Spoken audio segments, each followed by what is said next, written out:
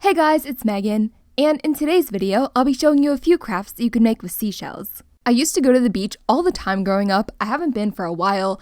If you've been to the beach recently, very jealous, but I found this big jar of seashells that I had, and I thought it would be fun to figure out something to do with them. So without further ado, let's just get into it.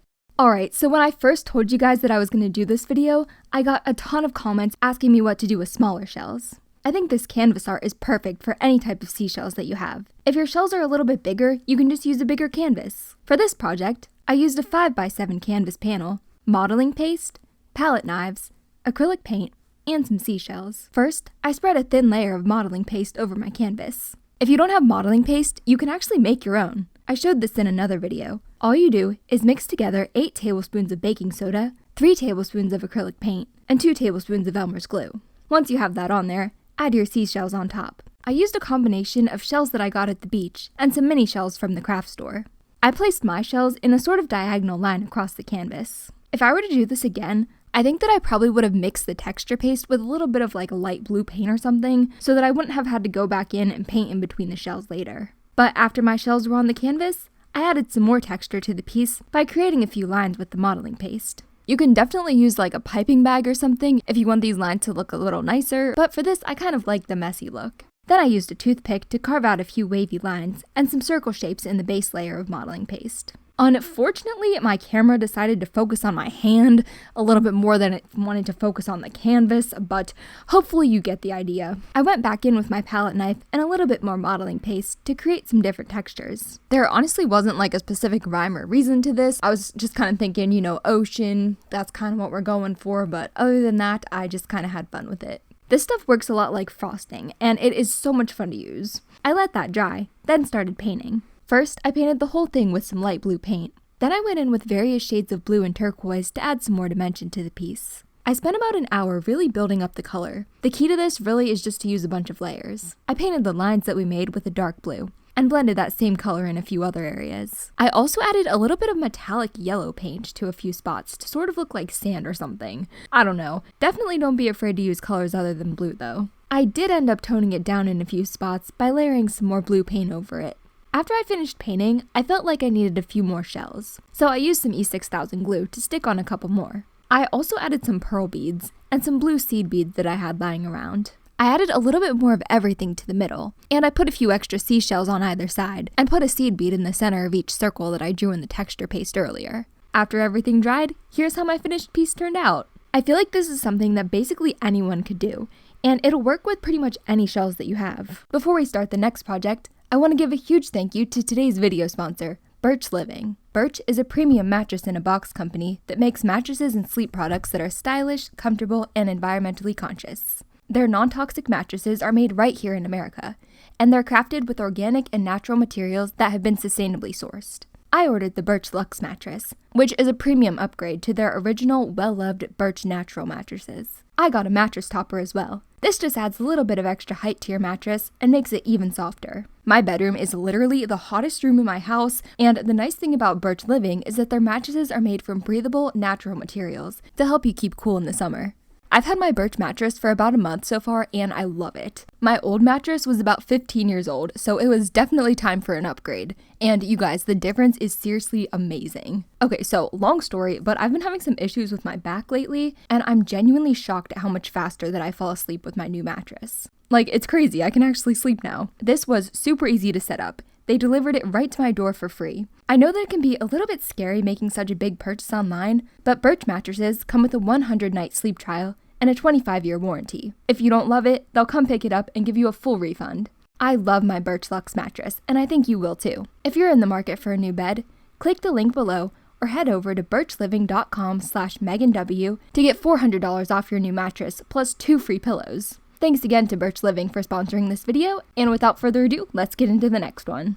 The next project that I made was the seashell wall hanging. For this project, I used a wooden dowel that I cut down to about 20 inches long, some 4.5mm macrame cord, some thinner cotton cord, fabric scraps, seashells, gold leaf, and some gloss Mod Podge. First I added the macrame cord to my wooden dowel. I used a couple different techniques for this. For the middle piece, I cut a piece of string, folded it in half, and looped it around my wooden dowel. Then I cut a piece that was about 6 times as long as that, folded that piece in half, and looped it around the same way. I used the 2 longer strings on the outside to make square knots. So what you're going to do is you're going to take the left string and cross it over to make a 4 shape. Then take the right string, bring it over the left string, back behind the middle strings, and up through the loop like this. Pull it tight, and that's your first square knot. Now take the right string, make a backwards 4 shape just like we did before, and bring the left string down over the right, under the 2 middle strings, and up through the loop. Repeat this pattern, switching from left to right until you reach the end. I like to leave a little bit of extra cord to sort of fluff out later. Next, I made a few braids. I measured out a piece of cord that was 6 times as long as I wanted it,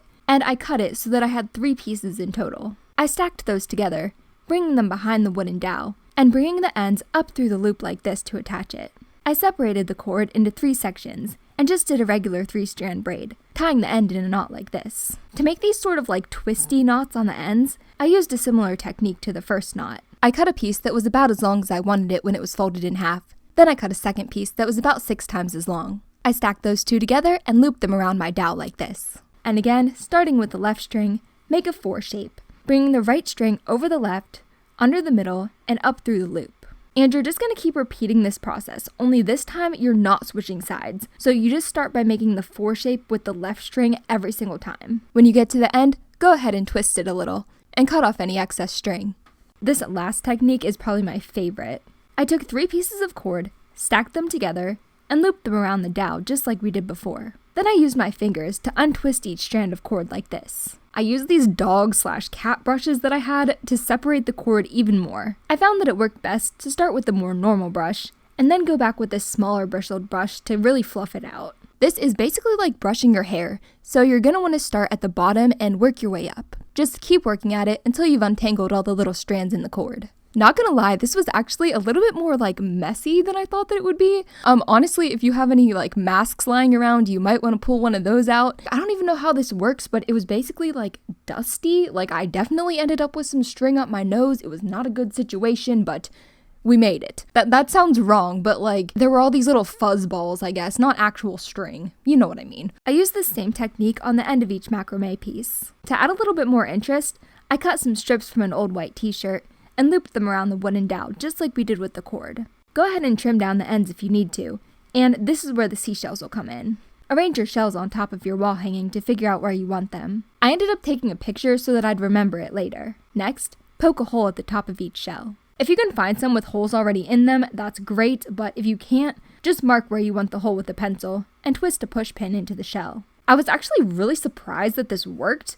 If your shells are a little bit thicker, you might need to use like an actual drill, but for this type of shell, the push pins worked great, honestly. And if you need your hole to be a little bit bigger, you can kind of just use your push pin to like poke next to the hole that you just made, or just kind of swirl it around in there. You'll figure it out. You can definitely leave the shells plain, but I wanted to add a little bit of gold leaf to mine. So I did that, and I covered them with gloss Mod Podge to make them shiny. After they dried, I arranged the shells on top of the wall hanging again, and used the thinner string to tie them on. I added another piece of string to the top to hang it, and here's how my finished wall hanging turned out. I am seriously obsessed with this. I think that it's so cute, and again, just like the first one, I feel like this would work with pretty much any type of seashell that you have.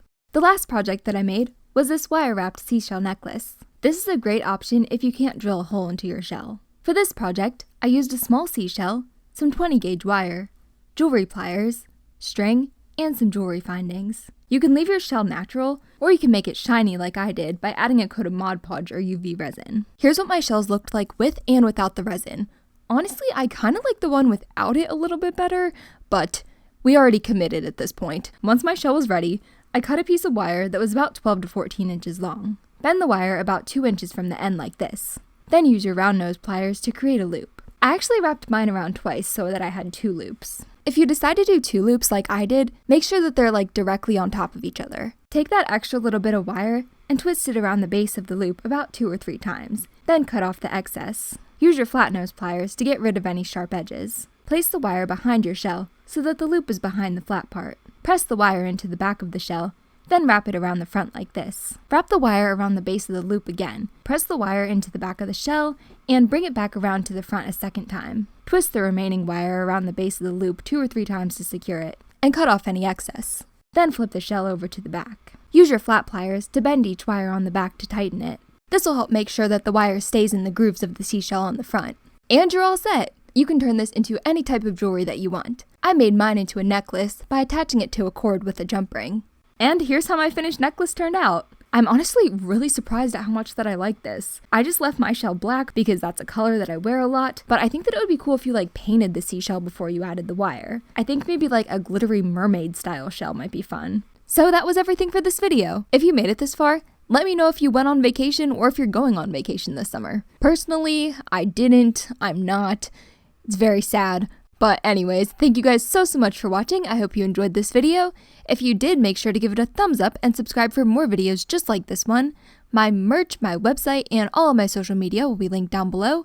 Again, huge thank you to Birch Living for sponsoring today's video. I love you guys so much, and I will see you guys later. Bye!